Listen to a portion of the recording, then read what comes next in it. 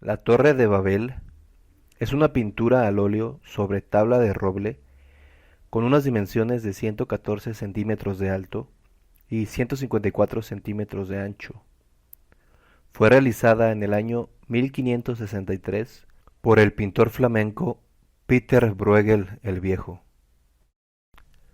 No se tiene registro exacto del año de nacimiento de Bruegel, pero se sabe que fue en Flandes entre el año 1520 y 1530, región que formaba parte de los Países Bajos, es decir, de esas 17 provincias que se entendían por las tierras bajas y llanas que costean el Mar del Norte y que hoy corresponden a Holanda, Bélgica y el norte de Francia. Inicialmente esas provincias habían sido feudos, pero poco a poco, a lo largo de los siglos XIII y XIV, las ciudades más importantes prosperaron tanto con la industria de la lana que pudieron comprarse sus cartas de libertad. Surgieron así distintos municipios que eran de hecho repúblicas autónomas, solo en parte sujetas a la jurisdicción de los señores feudales. En el siglo XV, aunque la Casa de Borgoña fue haciéndose con el gobierno de los Países Bajos, las ciudades mantuvieron muchos de sus privilegios. La prosperidad se intensificó y el país se convirtió en el más rico de Europa y las artes florecieron. Cuando Carlos V, duque heredero de Borgoña, se convirtió en emperador del Sacro Imperio Romano Germánico y rey de España, las ciudades-estado lograron sacarle más concesiones a cambio del dinero y de los soldados que necesitaba para llevar a cabo sus costosas guerras. Los efectos de este periodo, es decir, el colapso del feudalismo, el inicio del auge de la burguesía y el proceso de la reforma o contrarreforma, tuvieron una gran influencia en el arte de Bruegel y sus homólogos flamencos, quienes plasmaron en sus obras la naturaleza y la realidad de su época.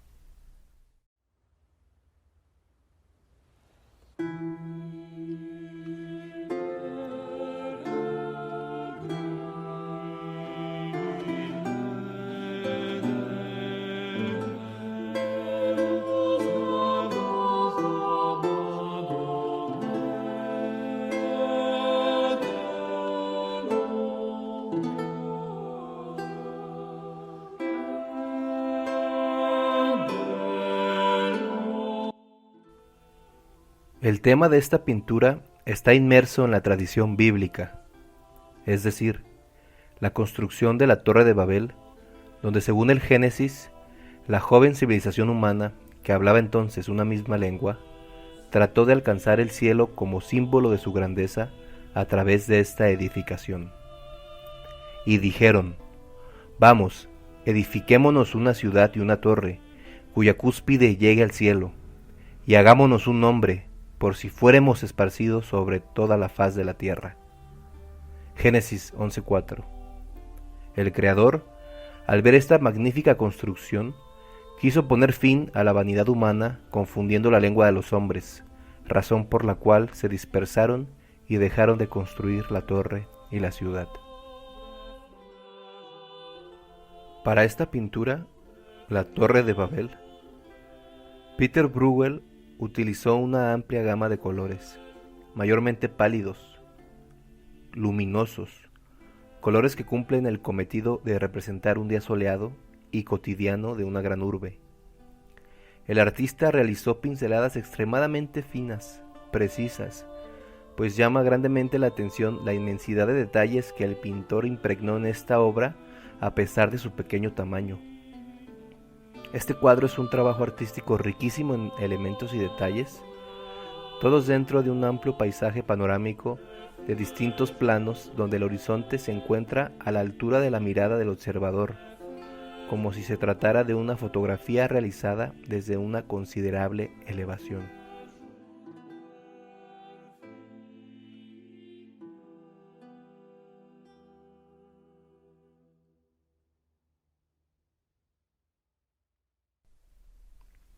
Es muy interesante que Bruegel tomara un pasaje bíblico tan antiguo como el de la Torre de Babel y lo extrapolara a su contexto histórico. con su ciudad de residencia, la Amberes del siglo XVI, ciudad que durante este siglo se convirtió en la capital de Europa gracias a su riqueza generada por la industria azucarera. Por ello no resulta descabellado suponer que Bruegel comparara esta próspera ciudad europea con la famosa tradición de Babel y su majestuosa torre que pretendía alcanzar el cielo. De la misma forma en que Felipe II convirtió a la monarquía española en el primer imperio de alcance mundial, integrando territorios de todos los continentes habitados hasta ese momento.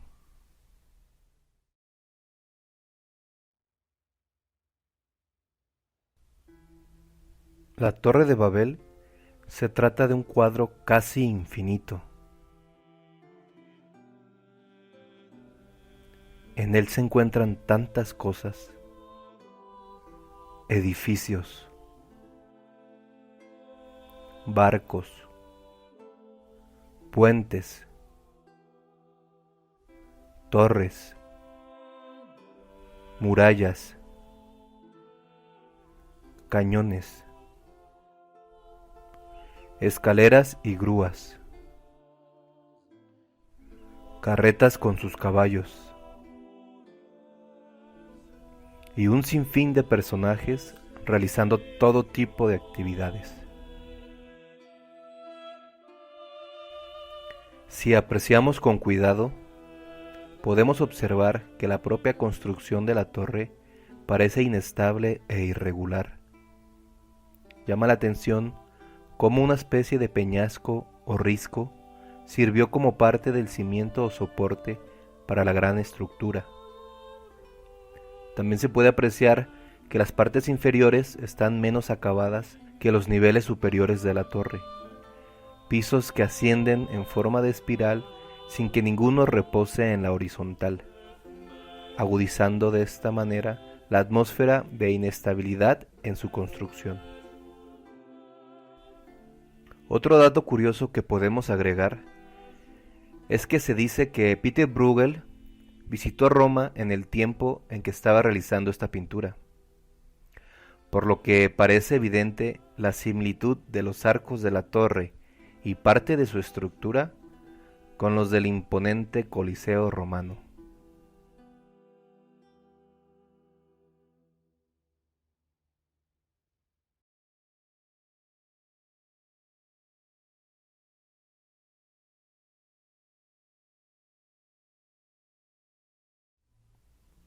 A lo largo de muchos años, el pintor Gonzalo Tena ha sido un minucioso estudioso del arte de Bruegel, aportando interesantes análisis de gran parte de su obra, ya sea en pinturas o grabados.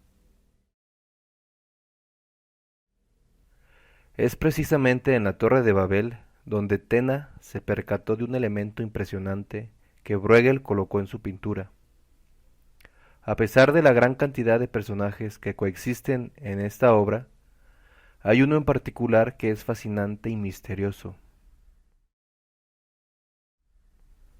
Como Gonzalo Tena explica en su análisis, existe un camino simulado que comienza en la parte inferior de la torre, donde hay una pila de ladrillos, que se eleva y va a parar hasta el tercer piso de la construcción, donde se encuentra de pie este peculiar personaje. Una figura rara que parece estar observando con un aparato óptico, mirando algo desde muy cerca. ¿Quién puede ser este personaje que inclinado mira con tanta atención?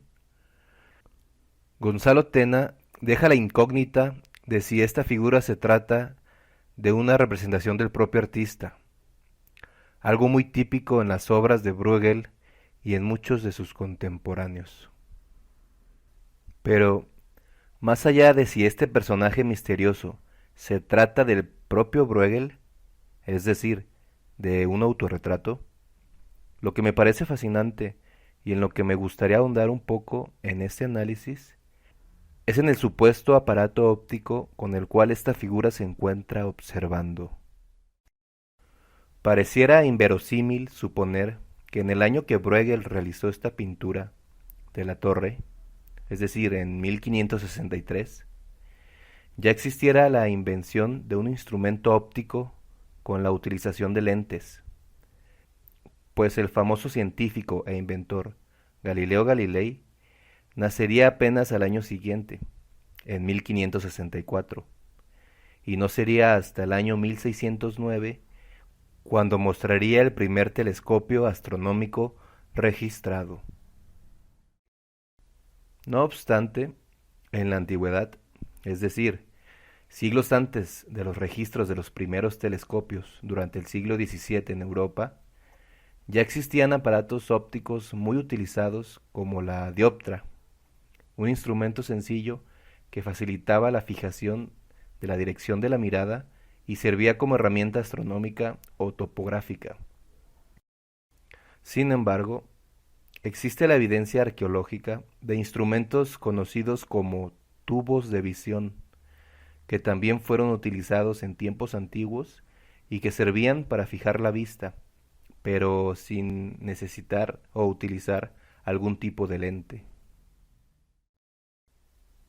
También resulta interesante que desde la antigüedad existen mitos famosos sobre la supuesta existencia de instrumentos ópticos poderosos, como es el caso del Faro de Alejandría, que contenía espejos creados por Arquímedes para avisar barcos lejanos, o por ejemplo, los misteriosos vidrios con los que Julio César habría avisado las islas británicas desde la actual Francia. Es decir, se trata de especulaciones que hasta el momento no han sido avaladas por la arqueología ni por la historia.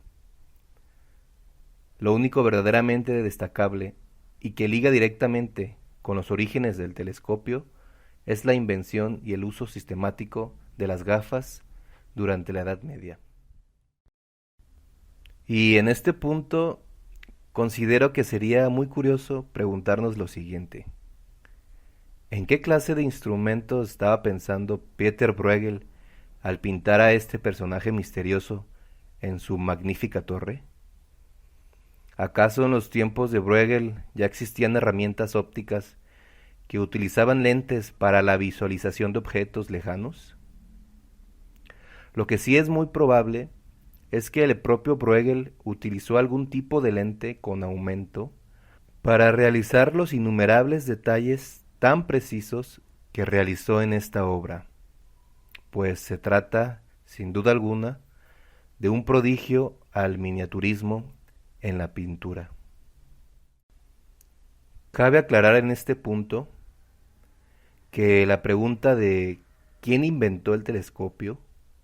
Ha sido recurrente en el estudio de este objeto óptico. Los historiadores de la ciencia han reformulado esta cuestión y actualmente se debaten en una dualidad por saber si el telescopio fue fruto de una invención singular y exclusiva o si se trató de una invención paulatina, plural y compleja a través de los siglos. Yo, en lo personal, me inclino por la segunda postura. Y, curiosamente, el misterioso hombrecillo en la torre de Bruegel, el que está mirando con ese extraño instrumento, parece ser un elemento más que ayuda a confirmarlo.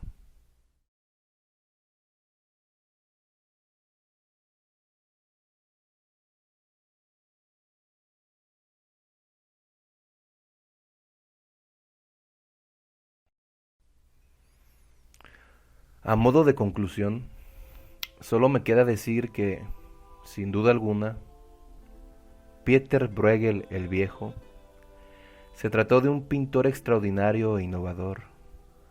Se trata simplemente de uno de mis pintores favoritos.